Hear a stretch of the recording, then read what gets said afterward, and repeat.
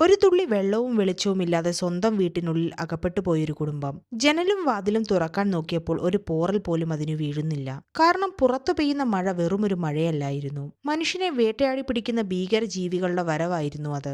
ആ വാതിലുകൾക്കപ്പുറത്ത് കാത്തിരിക്കുന്ന വലിയ അപകടം എന്താണെന്നറിയാൻ ഈ വീഡിയോ മുഴുവനായി നിങ്ങൾക്ക് കാണേണ്ടി വരും. വളരെ റീസെന്റായി പുറത്തിറങ്ങിയ ദ ലാസ്റ്റ് ഹൗസ് എന്ന ഈ മൂവിയുടെ എക്സ്പ്ലനേഷനിലേക്ക് നമുക്ക് കടക്കാം.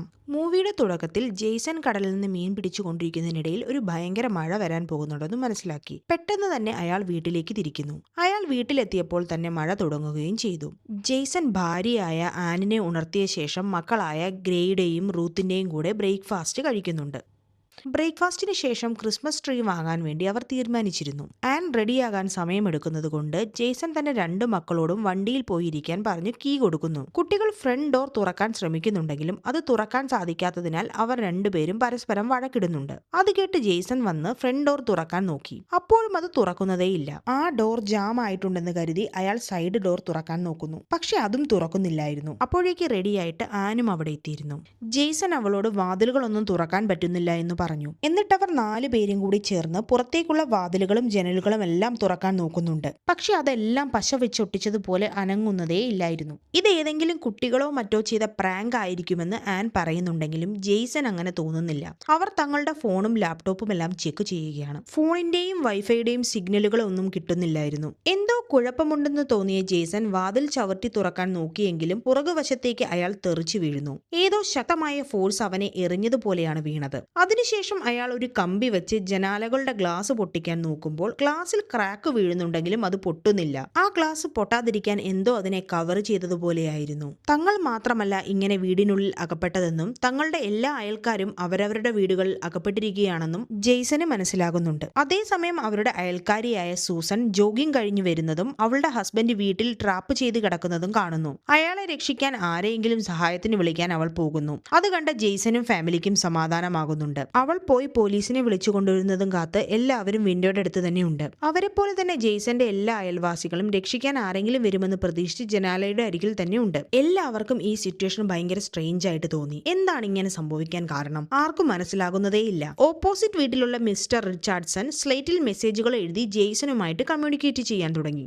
ഗവൺമെന്റ് ആണോ ഇതിനൊക്കെ പിന്നിലെന്നാണ് അവർ ചോദിക്കുന്നത്. അതോ ചിലപ്പോൾ ഏലിയൻസ് ആയിരിക്കാമോ? ഇതൊക്കെ കേട്ട് ജെയ്സൺ ആകെ കൺഫ്യൂഷൻ ആകുന്നുണ്ട്. ചിലപ്പോൾ നമ്മുടെ സിറ്റിയിൽ മാത്രമായിരിക്കും ഇങ്ങനെ നടക്കുന്നതെന്ന് അവൻ പറയുന്നു. അത് കേട്ട റിച്ചാർഡ്സൺ ചിലപ്പോൾ ലോകത്ത് മൊത്തവും ഇങ്ങനെ നടക്കുന്നുണ്ടെങ്കിൽ എന്തു ചെയ്യുമെന്ന് ചോദിക്കുന്നു. ഇതൊക്കെ കേട്ട് ജെയ്സൺ ടെൻഷൻ ആകുന്നുണ്ടെങ്കിലും അയാൾ ആനിനെയും കുട്ടികളെയും സമാധാനിപ്പിക്കുന്നുണ്ട്. ഡിന്നർ ടേബിളിൽ വെച്ച് അയാൾ നമ്മൾ ഇപ്പോൾ സേഫ് ആണ്, എല്ലാവരും ഒരുമിച്ചുണ്ട്, നമുക്ക് ആവശ്യമുള്ള സാധനങ്ങളെല്ലാം ഇവിടെയുണ്ട്, അതുകൊണ്ട് ഒന്നും പേടിക്കേണ്ട ആവശ്യമില്ലെന്ന് അയാൾ അവരോട് പറഞ്ഞു. റൂത്ത് ഉറങ്ങുന്നതിന് മുൻപ് ഇതൊരു സാധാരണ മഴയല്ല, ഈ മഴ കാരണമാണ് ഇതൊക്കെ ഉണ്ടായതെന്ന് ജെയ്സനോട് പറയുന്നുണ്ട്. അപ്പോൾ ഇത് അങ്ങനല്ല, ഇത് വെറും മഴയാണെന്ന് പറഞ്ഞ് അവളെ അയാൾ സമാധാനിപ്പിച്ചു. ആൻ അവളുടെ മാതാപിതാക്കളെ ആലോചിച്ച് ഭയങ്കര ടെൻഷനിലാണ്. ഓപ്പോസിറ്റ് വീട്ടിലുള്ള Mister and Missus Richardson safe ആണ്, അതുപോലെ തന്നെ നിന്റെ പാരന്റ്സും സേഫ് ആയിരിക്കുമെന്ന് ജെയ്സൺ പറഞ്ഞു. എന്നിട്ട് അയാൾ താൻ വാങ്ങിയ പുതിയ ഗൺ അവളെ കാണിക്കുന്നുണ്ട്. എന്നിട്ട് അയാൾ നമ്മുടെ ഫാമിലി സേഫ് അല്ല എന്ന് തോന്നിയിരുന്നുവെന്നും അതുകൊണ്ടാണ് താൻ ഗണ്ണ് വാങ്ങിയതെന്നും പറഞ്ഞു. തന്നോട് പറയാതെ ഗണ്ണ് വാങ്ങിയതിൽ ആൻ അയാളെ വഴക്കു പറയുന്നുണ്ടെങ്കിലും പിന്നീട് അവൾ ശാന്തയായി. ആ രാത്രി മുഴുവൻ ജെയ്സൺ അവിടെ നിന്ന് പുറത്തു കടക്കാൻ എന്തെങ്കിലും വഴിയുണ്ടോ എന്ന് നോക്കുകയാണ്. ഫ്രണ്ട് ഡോറിൽ ഡ്രില്ലിംഗ് മെഷീൻ വെച്ച് ഹോളിട്ടും ഭിത്തി ഹാമർ കൊണ്ട് അടിച്ചു പൊട്ടിച്ചും എല്ലാം അയാൾ നോക്കുകയാണ്. പക്ഷെ ഒന്നും കാര്യത്തിൽ വന്നില്ല. ആ മഴ വീടിന് ചുറ്റും ഒരു ബാരിയർ ഉണ്ടാക്കിയിരിക്കുകയാണെന്ന് അയാൾക്ക് മനസ്സിലായി. വീട് സീൽ ചെയ്ത പോലെയാണെങ്കിലും ശ്വസിക്കാനുള്ള എയർ ഉള്ളിലേക്ക് വരുന്നുണ്ട്. അവരെ ഈ വീട്ടിൽ സീൽ ചെയ്തിരിക്കുന്നത് ഒരു മാൻമെയ്ഡ് ഫോഴ്സ് അല്ല എന്ന് ജെയ്സൺ ആനിനോട് പറയുന്നു. ഈ കാര്യം കുട്ടികൾ ഒരിക്കലും അറിയരുതെന്ന് ആൻ ജെയ്സനോട് തിരിച്ചു പറഞ്ഞു. അങ്ങനെ അടുത്ത ദിവസം നേരം വെളുത്തു. ഓടിപ്പോയി ആനും ജെയ്സനും ഡോർ തുറക്കാൻ ശ്രമിക്കുന്നുണ്ടെങ്കിലും അതിപ്പോഴും സീല് തന്നെയാണ്. ഇനി എത്ര നാൾ ഇവിടെ ഈ വീടിന്റെ ഉള്ളിൽ ജീവിക്കേണ്ടി വരുമെന്ന് അവർക്കറിയില്ല. അതുകൊണ്ട് ആ വീട്ടിൽ അടഞ്ഞു ജീവിക്കാനുള്ള തയ്യാറെടുപ്പുകൾ ജെയ്സൺ നടത്തുന്നു. വീട്ടിലിരുന്ന് ബോറടിക്കാതിരിക്കാൻ വേണ്ടി ജെയ്സൺ ഒരു DVD പ്ലെയറും കുറച്ച് മ്യൂസിക് റെക്കോർഡ്സും മൂവീസും എടുത്തുകൊണ്ടുവരുന്നു. ആകെ 2 മൂവീസ് മാത്രമേ ഉണ്ടായിരുന്നുള്ളൂ. അതുപോലെ അവരുടെ കയ്യിലുള്ള എല്ലാ ഭക്ഷണ സാധനങ്ങളുടെയും ലിസ്റ്റ് എടുത്തു. പരിമിതമായി ഉപയോഗിച്ചാൽ 2 മാസമെങ്കിലും ഈ ഭക്ഷണം ഉപയോഗിച്ച് പിടിച്ചു നിൽക്കാൻ സാധിക്കും. ഇപ്പോൾ വെള്ളം, ഇലക്ട്രിസിറ്റി, ഗ്യാസ് എന്നിവ ഉണ്ടെങ്കിലും അതൊക്കെ എപ്പോൾ വേണമെങ്കിലും ഇല്ലാതാകാം. അവയും സൂക്ഷിച്ചുപയോഗിക്കാൻ അവർ തീരുമാനിച്ചു. അങ്ങനെ 4 ദിവസങ്ങൾ കടന്നുപോയി. കുട്ടികൾ വെറുതെ ഇരുന്ന് ബോറടിക്കുന്ന കണ്ട ജെയ്സൺ റൂത്തിന്റെ ഡോൾസിനെ ഉപയോഗിച്ച് അവർക്ക് ഫിഷിനെ കട്ട് ചെയ്യാനും ക്ലീൻ ചെയ്യാനും പഠിപ്പിച്ചു കൊടുക്കുന്നു. അതവർക്ക് എപ്പോഴെങ്കിലും സർവൈവ് ചെയ്യാൻ വേണ്ടി യൂസ്ഫുൾ ആകുമെന്ന് അയാൾ വിചാരിച്ചു. അടുത്ത ദിവസം ജെയ്സൺ മിസ്റ്റർ റിച്ചാർഡ്സന്റെ അടുത്ത് നമ്മൾ ട്രാപ്പ് ചെയ്യപ്പെട്ട പോലെ വേറെയും ആളുകൾ ട്രാപ്പ് ചെയ്യപ്പെട്ടിട്ടുണ്ടോ എന്നറിയാൻ അപ്പുറത്തെ സൈഡിലെ അയൽക്കാരോട് ചോദിക്കാൻ പറയുന്നു. അങ്ങനെ വീണ്ടും ഒരാഴ്ച കടന്നു പോകുന്നു. മിസ്റ്റർ റിച്ചാർഡ്സന്റെ അടുത്ത് ജെയ്സൺ സ്ലൈഡിലൂടെ തന്നെ സംസാരിക്കുകയാണ്. അയാളുടെ കയ്യിൽ ഇപ്പോൾ ഭക്ഷണം കുറവാണെന്ന് അയാൾ പറഞ്ഞു. തന്റെ കയ്യിൽ ഭക്ഷണം ഉണ്ടായിട്ട് പോലും റിച്ചാർഡ്സനെ സഹായിക്കാൻ ജെയ്സന് സാധിക്കുന്നില്ല. ആ നിസ്സഹായത അയാളുടെ മുഖത്ത് നമുക്ക് കാണാം. ആദ്യമൊക്കെ ജെയ്സനും ഫാമിലിയും ഈ സിറ്റുവേഷനെ തരണം ചെയ്യാൻ വേണ്ടി അവർ ഓരോരോ ആക്ടിവിറ്റീസുകൾ ചെയ്യുന്നുണ്ട്. പാട്ട് പാടുകയും ഡാൻസ് കളിക്കുകയും ചെയ്യുന്നതിലൂടെ അവർക്ക് അവരുടെ ഈ സിറ്റുവേഷനെ മറികടക്കാൻ സാധിച്ചു. അങ്ങനെ ക്രിസ്മസ് ദിവസവും വന്നെത്തി. വീടിന്റെ ഉള്ളിൽ ട്രാപ്പായിരുന്ന എല്ലാ ഫാമിലീസും അവരവരുടെ സ്ഥലങ്ങളിൽ ക്രിസ്മസ് ആഘോഷിച്ചു. രാത്രി സമയത്ത് റൂത്തും ഗ്രാമും ഒറ്റയ്ക്കിരിക്കുകയായിരുന്നു. പേടിപ്പെടുത്തുന്ന എന്തോ റൂത്ത് ആ സമയത്ത് മഴയത്ത് കാണുന്നുണ്ട്. ഒരു സ്ട്രേഞ്ച് ആയിട്ടുള്ള ഒരു മോൺസ്റ്ററിനെ അവൾ അവിടെ കാണുന്നു. പക്ഷെ അവിടെ ഒന്നുമില്ല എന്ന് പറഞ്ഞ് ഗ്രാം അവളെ സമാധാനിപ്പിക്കുന്നു. കുട്ടികൾ ദിവസവും സെയിം ഭക്ഷണം തന്നെ കഴിച്ചു മടുത്തിരുന്നു. മഴയത്ത് കണ്ട മോൺസ്റ്ററിനെ പറ്റി റൂത്ത് ജെയ്സന്റെ അടുത്ത് ഡിന്നറിന്റെ സമയത്ത് പറയുന്നു. എന്നാൽ അത് വെറും അവളുടെ ഒരു ഇമാജിനേഷൻ മാത്രമാണെന്ന് ജെയ്സൺ അവളോട് പറഞ്ഞു. ഗ്രാമും ജെയ്സൺ പറഞ്ഞത് തന്നെയാണ് ശരിവെക്കുന്നത്. അത് കേട്ട് റൂത്ത് വല്ലാതെ അപ്സെറ്റ് ആകുന്നുണ്ട്. അവളെ സന്തോഷിപ്പിക്കാൻ വേണ്ടി ആൻ താൻ ഉണ്ടാക്കിയ ഹോം മെയ്ഡ് കുക്കീസ് എല്ലാവർക്കുമായി കൊടുക്കുന്നു. കുട്ടികളെല്ലാം ഉറങ്ങിയ ശേഷം ആനും ജെയ്സണും ഒരുമിച്ച് ടൈം സ്പെൻഡ് ചെയ്യുന്നു. ആ സമയത്താണ് അവർ തങ്ങളുടെ വീടിന് ചുറ്റും കുറെ മൃഗങ്ങളുണ്ടെന്ന് മനസ്സിലാക്കുന്നത്. ആളുകളെല്ലാം വീട്ടിൽ ട്രാപ്പായതിനു ശേഷം കാട്ടിലുള്ള മൃഗങ്ങളെല്ലാം നാട്ടിലേക്ക് എത്തിയിരുന്നു. അടുത്ത ദിവസം രാവിലെ ഫാമിലിയിലുള്ള എല്ലാവരും ക്രിസ്മസ് ഗിഫ്റ്റുകൾ അങ്ങോട്ടും ഇങ്ങോട്ടും കൊടുക്കുന്നുണ്ട്. ആ ഗിഫ്റ്റുകളിൽ പുതുമകളൊന്നും ഇല്ലായിരുന്നെങ്കിലും എന്തെങ്കിലും സെലിബ്രേറ്റ് ചെയ്യുന്നതിന്റെ സന്തോഷത്തിലായിരുന്നു അവർ. അങ്ങനെ ഒരു ദിവസം റൂത്ത് ജനലിലൂടെ അടുത്ത വീട്ടിലേക്ക് നോക്കുമ്പോൾ മിസ്സിസ് റിച്ചാർഡ്സൺ അവിടെ ബോധം കെട്ട് വീഴുന്നത് കാണുന്നു. ഭക്ഷണമില്ലാത്തത് കൊണ്ടാകും അവർ ഇങ്ങനെ വീണിട്ടുണ്ടാകുക. മിസ്സിസ് റിച്ചാർഡ്സൺ രക്ഷപ്പെടാൻ സാധ്യതയില്ല എന്നറിഞ്ഞ റൂത്ത് ഭയങ്കരമായിട്ട് കരയുന്നുണ്ട്. ഇതുപോലൊരവസ്ഥ അവരുടെ ഫാമിലിയിൽ ആർക്ക് വേണമെങ്കിലും എപ്പോൾ വേണമെങ്കിലും വരാമെന്ന് അവർ മനസ്സിലാക്കുന്നുണ്ട്. ജെയ്സന്റെ ഡോഗ് കാസിന് വേണ്ട മെഡിസിൻസും തീർന്നുകൊണ്ടിരുന്നു. അവന്റെ മെഡിസിൻ എന്ത് ചെയ്യുമെന്ന് ആലോചിച്ച് ജെയ്സൺ ടെൻഷൻ ആകുന്നുണ്ട്. അന്ന് രാത്രി ഉറക്കമുണർന്ന റൂത്ത് തന്റെ ഡോൾ എടുക്കാൻ വേണ്ടി ഹാളിലേക്ക് വരുന്നു. അപ്പോൾ പുറത്ത് മഴ പെയ്യുന്നുണ്ടായിരുന്നു. അവൾ ജനലിന്റെ കർട്ടൻ മാറ്റിയതും സൂസൻ ഒരു കത്തിയും കയ്യിൽ പിടിച്ച് ഓടി വന്ന് ജനലിൽ തട്ടുന്നു. അത് കണ്ട് പേടിച്ച റൂത്ത് ഉറക്കെ അലറുകയാണ്. ആ ശബ്ദം കേട്ട് ആനും ജെയ്സണും ഗ്രാമും എഴുന്നേറ്റ് ഓടി വരുന്നു. സൂസനെ കണ്ട് അവർ അവളെ തിരിച്ചറിയുന്നു. പുറത്തുനിന്ന് സൂസൻ തന്നെ ഉള്ളിലേക്ക് കയറ്റാൻ വേണ്ടി അവരോട് അപേക്ഷിക്കുന്നുണ്ട്. ആൻ വിൻഡോയുടെ അടുത്ത് പോയി അവളോട് സംസാരിക്കാൻ ശ്രമിക്കുന്നു. അപ്പോൾ സൂസൻ തന്നെ രക്ഷിക്കൂ, എല്ലാവരും മരിച്ചു, ആരും നിങ്ങളെ സഹായിക്കാൻ വരില്ല എന്നൊക്കെ പറയുന്നു. സൂസൻ കൂടുതലായി എന്തെങ്കിലും പറയുന്നതിന് മുൻപ് ഒരു നിഴല് വന്ന് അവളെ വലിച്ചുകൊണ്ടു പോകുന്നു. ഒരു മോൺസ്റ്റർ ആയിരുന്നു അവളെ വലിച്ചുകൊണ്ടു പോയിരുന്നത്. അവരെല്ലാം പുറത്തേക്ക് നോക്കുമ്പോൾ ഒരു ഭയങ്കര വെളിച്ചം വരികയും വെളിച്ചം പോയപ്പോൾ അവിടെ സൂസനും ആ ജീവിയും അപ്രത്യക്ഷമായിരുന്നു. പെട്ടെന്ന് തന്നെ ജെയ്സൺ വിൻഡോസിനെല്ലാം കർട്ടൻ ഇടുന്നു. എന്നിട്ട് കുട്ടികളോടും ആനിനോടും ആ വിൻഡോയുടെ അടുത്തേക്ക് പോകരുതെന്ന് അവൻ പറയുന്നു. താൻ കഴിഞ്ഞ ദിവസം ഒരു മോൺസ്റ്ററിനെ കണ്ടിരുന്നുവെന്നും ആ മോൺസ്റ്റർ പാവമായിരുന്നുവെന്നും റൂത്ത് ജെയ്സനോട് പറയുന്നുണ്ട്. അങ്ങനെ ഫ്രണ്ട്ലി ആയിട്ടുള്ള ഒരു മോൺസ്റ്റർ ഉണ്ടാകാൻ സാധ്യതയില്ലെന്ന് ജെയ്സൺ റൂത്തിനോട് പറഞ്ഞു മനസ്സിലാക്കുന്നു. ആ ജീവികളുടെ മുന്നിൽ പെടാതെ എത്രത്തോളം തങ്ങൾക്ക് ഇരിക്കാൻ സാധിക്കും അത്രത്തോളം നല്ലതാണെന്ന് ജെയ്സൺ പറയുന്നുണ്ട്. എന്തു വന്നാലും ജെയ്സൺ തന്റെ ഫാമിലിയെ രക്ഷിക്കുമെന്നും അവരോടെല്ലാവരോടും പറയുന്നു. അടുത്ത ദിവസം ജെയ്സൺ പുറത്ത് തന്റെ അയൽക്കാരുടെ അവസ്ഥകൾ നോക്കുമ്പോൾ അത് അത്ര നല്ലതല്ലായിരുന്നു. അത് കുട്ടികൾ കാണാതിരിക്കാൻ വേണ്ടി അവരെ വിൻഡോസിൽ നിന്ന് മാറ്റി നിർത്തുന്നു. കുട്ടികൾ വീട്ടിനുള്ളിലൂടെ എക്സസൈസ് ചെയ്തുകൊണ്ടിരിക്കുകയാണ്. അപ്പോൾ ചിമ്മിനിയിലുള്ള ക്രാക്ക് കാരണം ചിമ്മിനിയുടെ ക്യാപ്പ് താഴേക്ക് വീഴുന്നു. ഇപ്പോൾ ചിമ്മിനിയിലൂടെ ആകാശം കാണാൻ സാധിക്കുമായിരുന്നു. ചിമ്മിനിയുടെ മുകൾ ഭാഗം നാരോ ആയതിനാൽ താൻ അവിടെ പോയി നോക്കാമെന്ന് റൂത്ത് പറയുന്നു. അവർ ഒരു കപ്ലിംഗ് ഉണ്ടാക്കി മുകളിലേക്ക് റൂത്തിനെ കയറ്റുന്നുണ്ട്. മുകളിൽ എത്തിയപ്പോൾ ചിമ്മിനിയുടെ ഹോൾ വളരെ ചെറുതാണെന്ന് മനസ്സിലായി. അതിലൂടെ അവളുടെ കൈപ്പത്തി മാത്രമേ പുറത്തേക്കിടാൻ സാധിക്കുന്നുണ്ടായിരുന്നുള്ളൂ. എന്നിട്ട് അവർ അവളെ സേഫായി താഴെ എത്തിക്കുന്നു. അപ്പോൾ അവരുടെ പെറ്റായ ക്യാസ് വേദനയോടെ കരഞ്ഞുകൊണ്ടിരിക്കുകയാണ്. മെഡിസിൻ തീർന്നതുകൊണ്ട് അവൻ മരണത്തോട് മല്ലടിച്ചുകൊണ്ടിരിക്കുകയാണ്. തന്റെ പ്രിയപ്പെട്ട പെറ്റിനെ ഈ അവസ്ഥയിൽ കാണാൻ പറ്റാതെന്ന് ജെയ്സൺ അവനെ വെടിവെച്ച് കൊല്ലുന്നു. ആൻ ക്യാസിന്റെ ഡെഡ് ബോഡി ചിമ്മിനിയിൽ വെച്ച് കത്തിക്കാമെന്ന് പറയുന്നുണ്ട്. എന്നാൽ ജെയ്സൺ ഒന്നും വേസ്റ്റ് ആക്കി കളയാൻ തയ്യാറായിരുന്നില്ല. വളരെ വിഷമത്തോടെയാണെങ്കിലും ക്യാസിന്റെ മാംസം സൂക്ഷിച്ചു വെക്കാൻ അയാൾ തീരുമാനിച്ചു. എപ്പോഴെങ്കിലും ഭക്ഷണമില്ലാത്തൊരവസ്ഥ വന്നാൽ ചിലപ്പോൾ അത് ഉപയോഗിക്കേണ്ടി വരുമെന്ന് വിചാരിച്ചാണ് അയാൾ അങ്ങനെ ചെയ്യുന്നത്. ആനിന് ഈ ഐഡിയ അത്ര ഓക്കെ അല്ലായിരുന്നു. പക്ഷെ വേറൊരു വഴിയുമില്ലാത്തതിനാൽ അവൾ അതിന് സമ്മതിച്ചു. അടുത്ത ദിവസം ഉണ്ടായിരുന്ന വെയില് പെട്ടെന്ന് മാഞ്ഞ് മഴ തുടങ്ങുന്നു. ജെയ്സണും ആനും ഓടി വന്ന് കർട്ടൻസ് ഒക്കെ വലിച്ചിടുകയാണ്. റൂത്ത് വിൻഡോയുടെ അടുത്ത് അവളുടെ ഒരു ചെടി വെച്ചിരുന്നു. അവൾ ഓടിച്ചെന്ന് കർട്ടൻ മാറ്റി ആ ചെടിയെടുത്തപ്പോൾ അവിടെ ആ മോൺസ്റ്റർ ഉണ്ടായിരുന്നു. അത് വന്ന് വിൻഡോയുടെ ഗ്ലാസിൽ തട്ടുകയും റൂത്ത് പേടിച്ചൊളിക്കുകയും ചെയ്തതുകൊണ്ട് അവൾ രക്ഷപ്പെട്ടു. റൂത്ത് ആ ജീവിയുടെ കയ്യകലത്തിൽ നിൽക്കുന്നത് കണ്ട് ഫാമിലിയിലുള്ള ബാക്കി എല്ലാവരും ഭയങ്കരമായിട്ട് പേടിക്കുന്നു. ആ ജീവി ഗ്ലാസിന്റെ അടുത്ത് നിന്ന് പതുക്കെ നടന്നുപോയി. അപ്പോഴാണ് എല്ലാവർക്കും സമാധാനമായത്. 3 മാസത്തിന് ശേഷം അവരുടെ കയ്യിലുണ്ടായിരുന്ന ഭക്ഷണമെല്ലാം തീർന്നു. തീർന്നിരുന്നു. തനിക്ക് ആവശ്യത്തിനുള്ള ഭക്ഷണം കിട്ടുന്നില്ല എന്ന് പറഞ്ഞ് റൂത്ത് വഴക്കുണ്ടാക്കുന്നുണ്ട്. കുട്ടികളോട് വഴക്കുണ്ടാക്കി സ്ട്രെസ്സായി ആനും നിലത്തേക്ക് വീഴുന്നു. നിലത്ത് വീഴാൻ പോയ അവളെ ജെയ്സൺ പിടിച്ചുയർത്തുന്നുണ്ട്. ജെയ്സൺ തന്നെ കൊണ്ടാകുന്ന രീതിയിൽ തന്റെ കുടുംബത്തെ ഒന്നിപ്പിച്ചു നിർത്താൻ ശ്രമിക്കുന്നുണ്ടെങ്കിലും ഇപ്പോഴത്തെ അവസ്ഥയിൽ അയാൾക്ക് അതിന് സാധിക്കുന്നില്ലായിരുന്നു. ഇതൊക്കെ കണ്ട ജെയ്സൺ എല്ലാം ശരിയാകുമെന്ന് പറഞ്ഞ് ആനിനെ സമാധാനിപ്പിക്കുന്നു. വീട്ടിലെ ഭക്ഷണമെല്ലാം തീർന്നു എന്ന് മനസ്സിലാക്കിയ ഗ്രാം താൻ വളർത്തിക്കൊണ്ടിരുന്ന മീനുകളെ കട്ട് ചെയ്ത് കൊണ്ടുവന്ന് ആനിന് കൊടുക്കുന്നു. ഗ്രാം ഭക്ഷണത്തിനു വേണ്ടി ഇങ്ങനെ ഹെൽപ്പ് ചെയ്യുന്ന കണ്ട് ജെയ്സണ് ഒരു ഹോപ്പ് വരുന്നുണ്ട്. മുന്നിലേക്ക് എന്തു വന്നാലും തങ്ങൾ ഒരുമിച്ച് ഫേസ് ചെയ്യുമെന്ന് അവർ ഒറ്റക്കെട്ടായി തീരുമാനമെടുക്കുന്നു. ജെയ്സൺ കാസിന്റെ ഡെഡ് ബോഡി കട്ട് ചെയ്തതിനു ശേഷം വന്ന വേസ്റ്റുകൾ ചിമ്മിനി വഴി പുറത്തേക്ക് ഇട്ടിരുന്നു. അതെല്ലാം അവിടെ വന്നുകൊണ്ടിരുന്ന മൃഗങ്ങൾ തിന്നുവെന്ന് അവൻ മനസ്സിലാക്കി. അപ്പോൾ അയാൾക്കൊരു ഐഡിയ ലഭിക്കുന്നുണ്ട്. എഞ്ചിനീയറായ ജെയ്സൺ ഒരു ട്രാപ്പ് ഉണ്ടാക്കി. ആ ട്രാപ്പിൽ ഒരു മാംസകഷ്ണം ഇരയായി വെച്ച് അത് ചിമ്മിനി വഴി എത്തിക്കുന്നു. ആദ്യ തവണ ആ ട്രാപ്പ് കറക്റ്റായി വർക്ക് ചെയ്തില്ല. അങ്ങനെ അയാൾ ആ ട്രാപ്പ് മോഡിഫൈ ചെയ്ത് വീണ്ടും ശ്രമിച്ചുകൊണ്ടേയിരുന്നു. കുറച്ചു ദിവസങ്ങൾക്ക് ശേഷം ഒരു അണ്ണാനെ ആ ട്രാപ്പിലൂടെ അവർ പിടിക്കുന്നുണ്ട്. അങ്ങനെ കുറെ ദിവസങ്ങൾക്ക് ശേഷം ആ ഫാമിലി ഭക്ഷണം കുക്ക് ചെയ്ത് കഴിക്കുന്നു. ജെയ്സണും ആനും ചേർന്ന് വീടിന്റെ ഫ്ലോർ ഇളക്കി അവിടെ ഒരു ഇൻഡോർ ഗാർഡൻ തന്നെ ഉണ്ടാക്കുന്നുണ്ട്. അവിടെ വെജിറ്റബിൾസും ഫ്രൂട്ട്സും എല്ലാം കൃഷി ചെയ്യാൻ തുടങ്ങി. കാരണം ഇനിയും എത്ര നാൾ ഇവിടെ ഇങ്ങനെ ജീവിക്കേണ്ടി വരുമെന്ന് അവർക്കറിയില്ല. ഓൾറെഡി അവരുടെ അയൽക്കാരെല്ലാം വിശന്നു മരിച്ചിരുന്നു. അവർ മാത്രമാണ് ഇനി ജീവനോടെ അവിടെ ഉള്ളത്.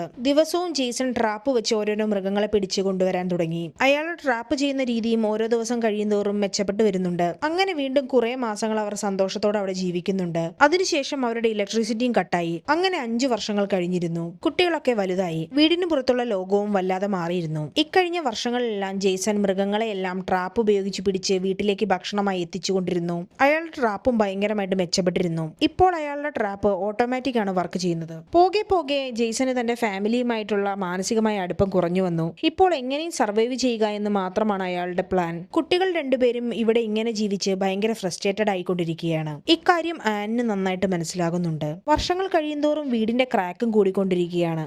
ഇത് കാരണം വീട് കൊളാപ്സ് ആകുമോ എന്ന ആനിന് ഭയങ്കര ടെൻഷനും ഉണ്ട്. 5 വർഷം തുടർച്ചയായി മഴ പെയ്യുന്നത് കൊണ്ട് അവരുടെ വീട് ഷിഫ്റ്റ് ആകുന്നുമുണ്ട്. അതിനുശേഷം ജെയ്സൺ തന്റെ ഫാമിലിയെ ഗരാജിലേക്ക് വിളിപ്പിക്കുന്നു. അയാൾ അവിടെ തന്റെ പഴയ കാർ സ്റ്റാർട്ടാക്കി എടുക്കുന്നു. അത് കണ്ട ഗ്രാം വീടിന് പുറത്തു പോകാൻ പറ്റാത്ത സ്ഥിതിക്ക് ഈ കാർ കൊണ്ട് കാര്യമില്ലെന്ന് പറയുന്നു. എന്നെങ്കിലും ഈ മഴ നിന്നു കഴിഞ്ഞാൽ ഈ കാർ ഉപയോഗിച്ച് ഇവിടെ നിന്ന് രക്ഷപ്പെടാനാണ് ജെയ്സൺ ആ കാർ റിപ്പയർ ചെയ്തു വെച്ചത്. തന്റെ കുടുംബത്തെ എങ്ങനെയെങ്കിലും ഇവിടെ നിന്ന് രക്ഷപ്പെടുത്തണമെന്ന് മാത്രമാണ് അയാളുടെ ചിന്ത.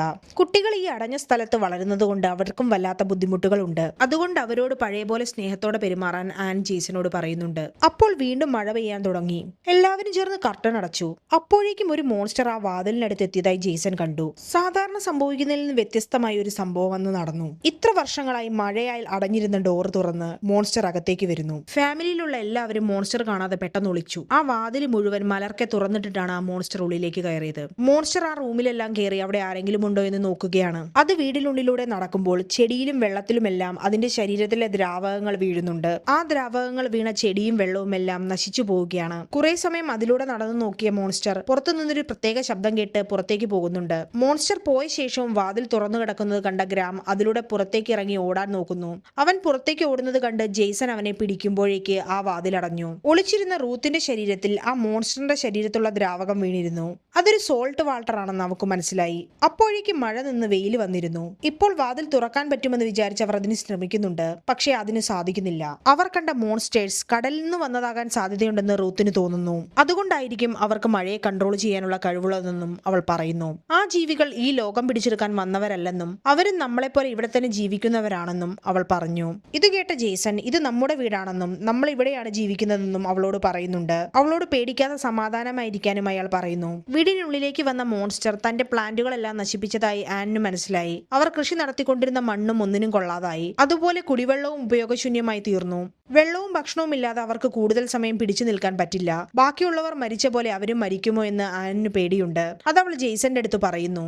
അവർ ഇതിനെക്കുറിച്ച് സംസാരിച്ചു കൊണ്ടിരിക്കുന്നതിനിടയിൽ ഒരു അണ്ണാൻ ട്രാപ്പിൽപ്പെട്ട് ചിമ്മിനിയിലൂടെ അകത്തേക്ക് വരുന്നു. അവർ ഇപ്പോൾ ഓട്ടോമാറ്റിക് ട്രാപ്പാണല്ലോ ഉപയോഗിക്കുന്നത്. ആ ട്രാപ്പിൽപ്പെട്ട അണ്ണാനെ റൂത്ത് പുറത്തെടുത്തു. അപ്പോഴേക്കും ആ അണ്ണാൻ അവളുടെ കയ്യിൽ കടിച്ചു. റൂത്തിന്റെ ശബ്ദം കേട്ട് ആനും ജെയ്സനും അങ്ങോട്ട് ഓടി വന്നു.